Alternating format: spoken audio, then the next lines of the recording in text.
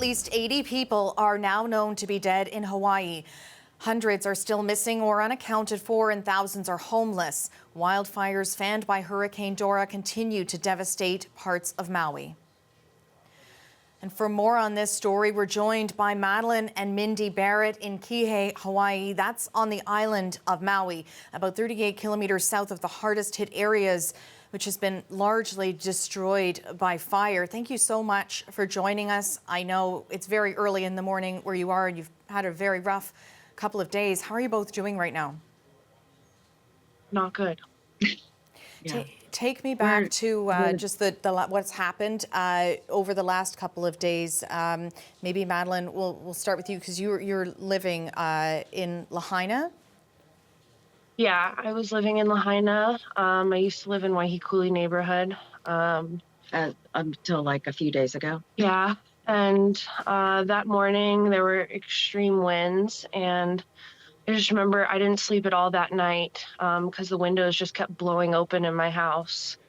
And I woke up the next morning to our carport roof being peeled off by the wind.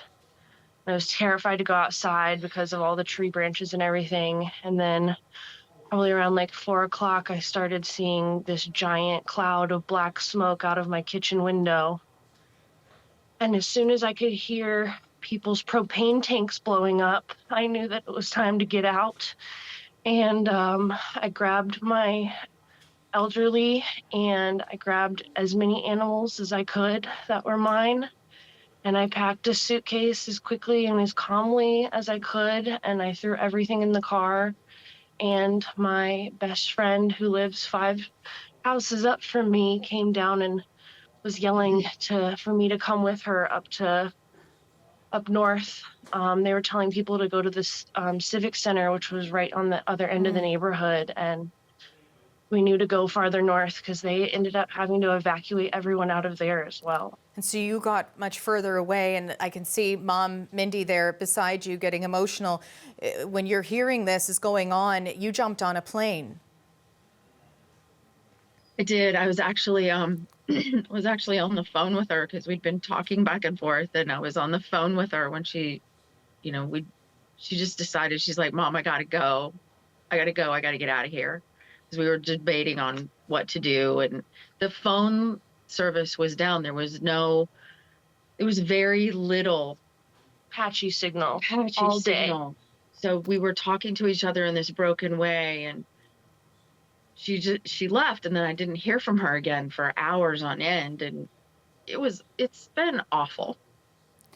I know the people of Lahaina it's gone. It's everything is gone. The town, lots of people, the houses, it's literally the trees. Our house is literally dust. The whole thing. It's dust and some roof metal. I mean, it's gone. I'm so sorry for this, and I'm so glad that you were able to make it out safely. But I know there's so much more that needs to be done now. You were able to get a glimpse of the devastation? Were you able to get a glimpse of the need and what needs to be done now to help the people of Lahaina? Yeah. We went yesterday They opened it back up. They opened the road back up yesterday to residents to come in and bring aid and come collect whatever belongings you could. And they ended up closing the road back down because there was another fire yesterday that started in Kaanapali. And we had to turn around and go over the backside again. Which is with like 80 other cars in the pitch black in like a 1-lane road across the cliff sides. Like there's literally rock here and cliff there. And what people really need, they need housing. Like bad. There's hundreds, if not thousands of people that have no housing. And no way everybody's to get over sunburned. There's the gas stations aren't open. They all exploded. There was one gas station that had gas yesterday, like maybe 2. 5 miles They were setting north. up gas, places for people, but they need to get the locals settled, and they need to get the tourists out of there so that they can start giving the relief to the people that live there and get the people that don't live there out of there, because they need to be in their own homes and be safe. And They I've heard need, of people taking others into their homes. What's your plan now? What do you do? we are those people. We are in the home of a friend of ours. And that's why we're down here, is because down here we can be clean and sleep in a bed and Help from and over help here. from over here, and have to, give the opportunity to try to figure out what's next.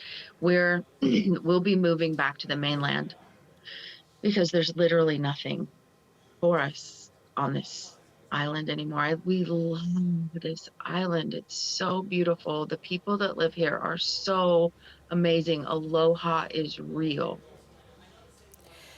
The scenes But we of can't. devastation, I mean, I can only imagine the loss that you're feeling right now.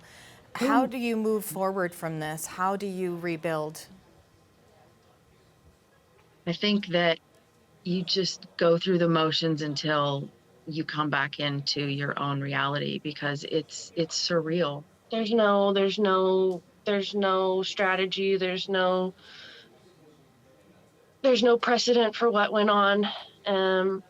So I think we're all just holding each other tight and treating each other with extreme kindness, and just praying for help and guidance and compassion. I think you just do the next right thing that's in front of you. The entire town, and I think the vast majority of the island, because Lahaina wasn't the only place that was hit. There's several other towns on island that were hit, and I think the whole island is in shock. People are just not fully present because of what's gone on. As I say, the images that we're seeing are just right thing. the images that we're seeing are just devastating, and we can only send our support and our sympathy to you over the days ahead as you navigate this. We're thinking of you here in Canada, and thank you for sharing your story with us today. Thank you so much. Thank you so much. Appreciate y'all. This is CBC News.